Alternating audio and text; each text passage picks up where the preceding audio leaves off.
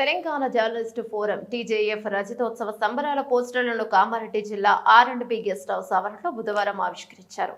ఈ సందర్భంగా జిల్లా బాధ్యులు మాట్లాడుతూ తెలంగాణ ఉద్యమంలో అత్యంత కీలక పాత్ర పోషించిన టీజేఎఫ్ 25 వసంతాల సంబరాలు జరుపుకోవడం ఎంతో గర్వకారణమని పేర్కొన్నారు. దశాబ్దాల పాటు దగాపడ్డ తెలంగాణ ప్రజల విముక్తి కోసం మలిదశ ఉద్యమంలో ప్రజలను చైతన్యపరచడంలో తెలంగాణ జర్నలిస్టులు కీలక పాత్ర పోషించారని వారు గుర్తు చేశారు. ఈ నెల 31న జలవిహార్లో నిర్వహిస్తున్న రజతోత్సవాలకు కామారెడ్డి జిల్లా నుండి జర్నలిస్టులు పెద్ద ఎత్తున తరలి రావాలని కోరారు.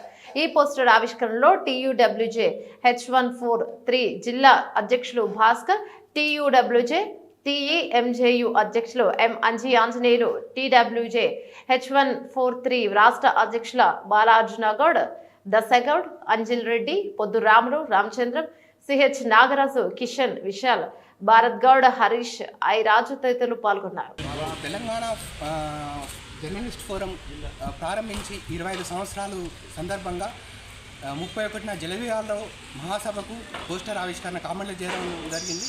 బాలా అర్జున్ గౌడ్ గారు ఇప్పుడు మనతో మాట్లాడారు. ఒక్కరి తెలంగాణ జర్నలిస్ట్ ఫోరం ఆవిర్భవించి దాదాపు 25 సంవత్సరాలు పూర్తి చేసుకున్న సందర్భంగా రజతోత్సవాలు జరుపుకుంటున్న కార్యక్రమం శుభ సందర్భంగా తెలంగాణ జర్నలిస్టులకు కామారెడ్డి జిల్లా జర్నలిస్టుల పక్షాన శుభాకాంక్షలు తెలియజేస్తా ఉన్నాం.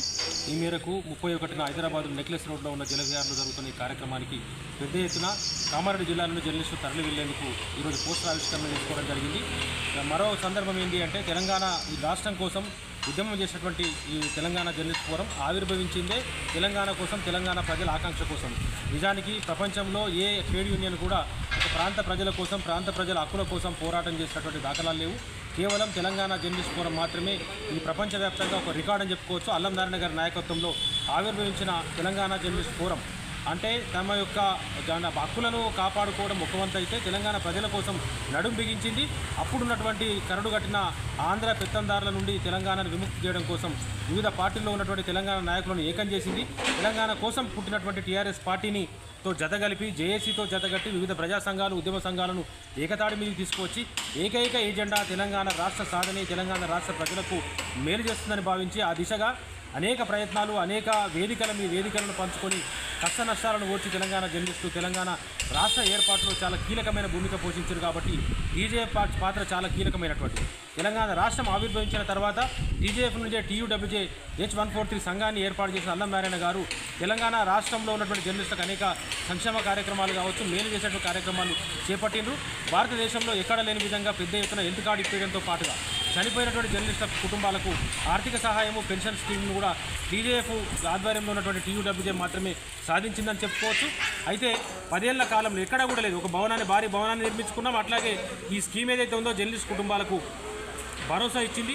దాదాపుగా వాళ్ళ కుటుంబాలకు భరోసానిచ్చేటువంటి నిధిని సమకూర్చి ఈరోజు మీడియా అకాడమీ ఆధ్వర్యంలో మిగతా సంక్షేమ కార్యక్రమాలు వాళ్ళకు జరుగుతూ ఉన్నాయి. కాబట్టి TJF ఏదైతే ఉందో ఓవైపు తెలంగాణ రాష్ట్రాన్ని సాధించుకుంది, మరోవైపు జర్నలిస్టుల కోసం తమ హక్కులను కాపాడుకోవడం కోసం జర్నలిస్టులు మేలు చేసే కార్యక్రమం చేసుకుంది. కాబట్టి ఈ సందర్భంగా రజతోత్సవ సభకు, ఈ సంబరాలకు పెద్ద ఎత్తున కామారెడ్డి జిల్లా నుంచి జర్నలిస్టులు అందరూ కూడా తరలి రావాలని పిలుపునిస్తూ తెలంగాణ జర్నలిస్ట్ ఫోరం వర్ధిల్లాలి, అట్లాగే మరింత ముందుకు పోవాలి, TUWJ రూపంలో మరిన్ని కార్యక్రమాలు జర్నలిస్టులకు చేపట్టాలని చెప్పేసి నేను ఆకాంక్షిస్తా ఉన్నాను.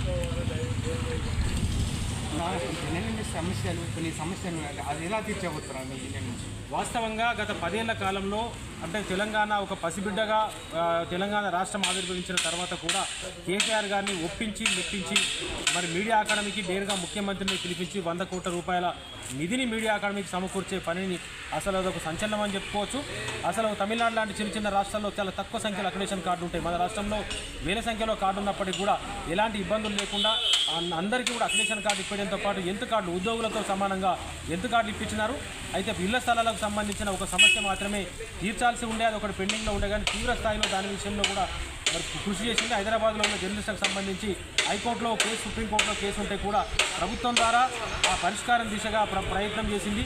గ్రామీణ ప్రాంతాల్లో కూడా వివిధ ఎమ్మెల్యేలతోటి చాలా చోట్ల మాట్లాడుతూ ఎమ్మెల్యేల ద్వారా అక్కడక్కడ కొన్ని చోట్ల అవకాశం ఇప్పించినప్పటికీ కూడా రాష్ట్ర వ్యాప్తంగా నిర్ణయం జరగలేదు. కానీ మిగతా ఇప్పుడు ఏదైతే హెల్త్ కార్డు ఇవ్వడంతో పాటుగా జర్నలిస్టులకు సంబంధించి సంక్షేమ నిధిని ఏర్పాటు చేయడంలో TUWJ H143 అల్లం నారాయణ గారి నాయకత్వంలో ఏదైతే TJF నుంచి ఆవిర్భవించిందో ఆ సంఘం విజయం సాధించిందని చెప్పుకోవచ్చు.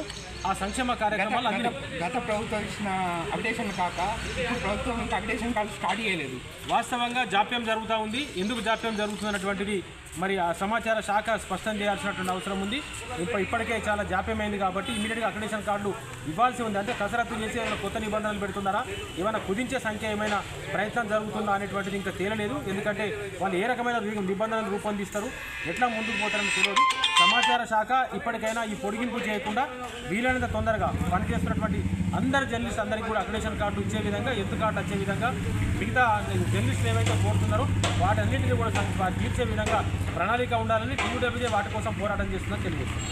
Thank you. ఈ టీడబ్ల్యూ ఏదైతే యూనియన్ ఉందో ప్రతి జర్నలిస్టుకు సహకారంగా ఉంటామని తెలియజేస్తున్నారు.